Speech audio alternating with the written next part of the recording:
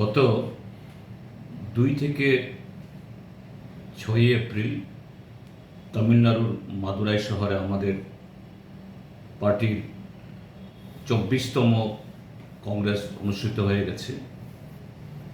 নানা দিক থেকে এই পার্টি কংগ্রেস একটা ঐতিহাসিক মাইলস্টোন। এটা এই কারণে, গত 10 বছরের বেশি সময় ধরে নরেন্দ্র মোদী নেতৃত্বে কেন্দ্রে যে আরএসএস বিজেপি সরকার চলছে,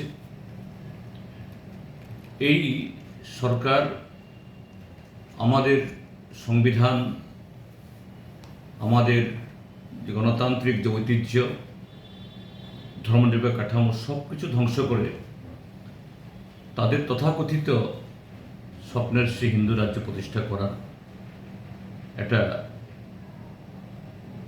কর্মসূচি নিয়ে চলছে। আমাদের পার্টি এই সিদ্ধান্ত নিয়েছে দেশের সমস্ত ধর্মনিরপেক্ষ গণতান্ত্রিক শক্তিকে ঐক্যবদ্ধ করে আমরা তাদের এই ধ্বংসাত্মক পদক্ষেপকে আমরা রুখব। আমাদের ত্রিপুরাজ্য গত 7 বছর ধরে এখানে সমস্ত কায়েমি স্বার্থ, সাম্প্রদায়িক শক্তি এদের ঐক্যবদ্ধ করে ভারতীয় জনতা পার্টি তাদের যে নয়া ফেসিস রাষ্ট্র কায়েম করার যে পরীক্ষা নিরীক্ষা, এই ত্রিপুরাজ্যকে একটা পরীক্ষাগারে, ল্যাবরেটরিতে পরিণত করে তারা এগুচ্ছে।